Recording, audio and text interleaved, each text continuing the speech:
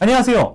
대치동 입시 컨설턴트 9년차이면서 학종 자신감의 저자 유종민입니다. 여러분, 입시를 시작하기 전에 가장 중요한 게 뭘까요? 대부분의 학생들은 입시를 시작할 때 어떤 마음가짐을 가지고 시작하죠? 없어. 아무것도 준비 안 해. 그죠? 학부모님들도 단지 고민만 할 뿐입니다. 어떻게 시작해야 할지 생각한다고 머리가 그냥 아프기만 하죠. 그러나 정보가 너무 많아 보이기 때문에 답을 내기도 쉽지 않아요. 우악 하면서 토할 것 같은 거예요. 아니, 답이 나한테 있는데 자꾸 밖에서 그것도 활자에서 답을 찾으려고 하니까 그렇지. 그거 맨날 입시 요강 들여다보면서 여기저기 설명에 들락날락 거리면서 모집 인원이 몇 %가 줄었니, 늘었니 이런 숫자 누름 보고 있으면 답이 나와요? 생각해 봅시다. 학종에서 1%, 2%가 줄고 정시가 늘고 뭐 이런 게 여러분들 입시에 엄청난 영향을 줄까요? 여러분이 서울대 갈 수 있는데 이것 때문에 중앙대, 경희대 가고 뭐 이렇게 될 것 같습니까? 자, 입시는요, 그냥 결국에는요, 잘난 놈이 이겨요. 자, 여기서 잘난 놈이란 내신 점수가 높은 사람을 이야기하는 게 아니라 성장 가능성이 보이는 사람, 그런 사람을 이야기하는 겁니다. 자, 그럼 성장 가능성을 보이기 위한 첫 번째 단계는 뭘까요? 바로 방향성 설정입니다. 당연한 거죠. 방향성이 있어야 그쪽으로 발전하는 모습을 보일 수 있고, 발전하는 모습이 있어야지 성장 가능성을 보일 수 있으니까. 그렇죠. 그럼 방향성은 어떻게 설정할까요? 이럴 때 제일 쉬운 방법은 질문을 던지는 겁니다. 선생님은 이렇게 질문합니다. 꿈이 뭐야? 그럼 학생들은 진지하게 대답합니다. 없는데요. 그렇게 진지하게 대답하지 마.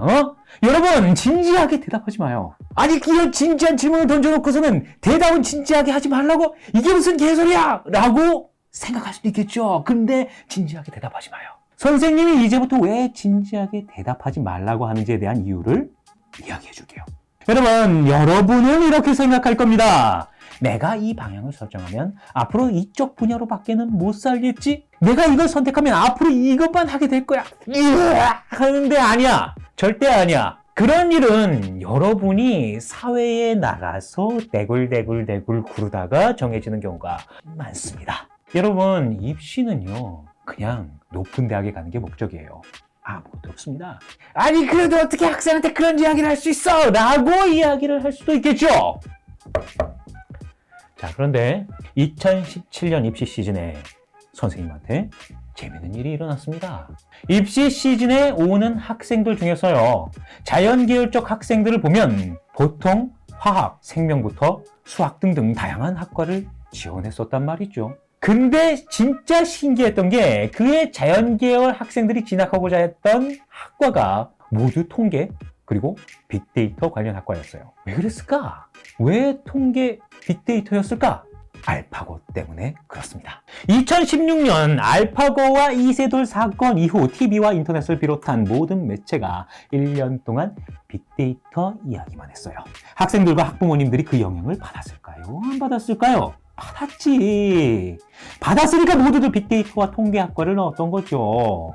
그러면 그 학과들 경쟁률은 어땠을까요? 당연히 올랐죠. 입시에서 학생들 유리했을까? 불리했을까? 불리했지. 그래도 자연계열은 학교가 낮아도 큰 문제가 안 돼요. 문제는 문과입니다. 대부분의 학생들 문과 생각하면 어디 가려고 합니까? 경영경제. 그렇죠? 왜 경영경제일까요?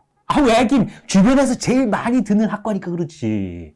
어디를 가야 먹고 살까? 어디를 가야 취업이 잘 될까? 이런 고민은요, 결국 인터넷의 정보에 의존하게 만드는데요. 그 정보가 쓸모있는 경우는 거의 없습니다. 다들 똑같이 이야기하는 정보가 무슨 좋은 정보라고 할 수 있어요. 그죠? 그러다 보니 다들 떠드는 이야기만 듣게 되고, 그게 생각의 바운더리를 만들어 그 안에서 생각하게 만드는 거예요. 우리의 생각은 외부의 환경, 조건, 정보 등에 기대게 되어 있습니다. 그렇게 되면 정말로 내가 잘하는 게 뭔지에 대해서 생각하기보다는 사회에서 유리한 쪽이 무엇인가를 바탕으로 생각하게 되어 있죠.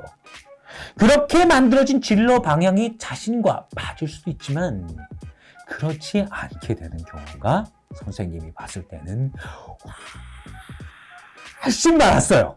그러니까 진지하게 생각하지 마요. 에? 가볍게 생각하는 거예요. 내가 좋아하는 게 뭐지? 라고 생각하면서 정확한 방향을 정하려 하지 말고 그래도 내가 좀 덜 부담스러워하는 게 뭐지? 라고 입시에선 질문해야 됩니다. 그리고 그 방향 안에서 가장 유리한, 가장 높은 학교에 갈 수 있는 길을 찾아봐야 한다는 거예요. 저하고 같이 일하시는 고려대 졸업하신 선생님은 고등학교에서 문과였습니다. 물리를 좋아했지만 문과였기 때문에 먼저 미디어 학과를 갔어요. 그리고 이중전공으로 기계공학을 들었습니다. 또 다른 선생님 이야기를 해줄게요. 그분은 서울대 사회복지학과였어요. 처음 그 선생님 만났을 때 선생님이 뭐라고 생각했냐면 야 아무리 서울대지만 사회복지학과 나와가지고 그 돈 안 되는 사회복지사 하는 건 좀 그렇지 않나? 라고 생각했어요.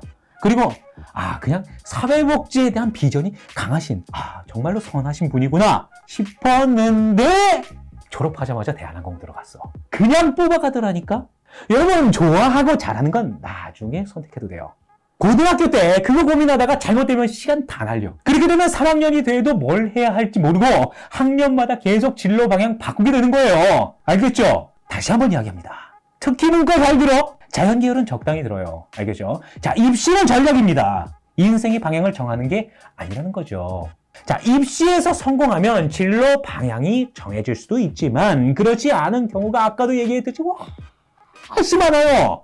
입시는요, 높은 대학에 가는 게 우선입니다. 우리나라는 대학 브랜드가 중요합니다. 제대로 된 브랜드를 가지고 있으면 인생이 무너져도 남들은 바닥 찍을 때 대학 브랜드가 적당한 선에서 구해줍니다. 자, 다시 한번 질문합니다. 꿈이 뭐야? 그 꿈. 진짜 꿈 말고 높은 대학에 갈 수 있는 가능성이 가장 큰 쪽으로 정하는 거예요. 아시겠죠? 자, 오늘의 영상은 여기까지입니다. 입시에 대한 실제적인 도움을 얻고 싶다면 네이버 스토어에서 학종 자신감을 검색하세요. 그리고 비가자 구독과 좋아요 부탁드리겠습니다. 그럼 다음 영상에서 뵙겠습니다. 안녕.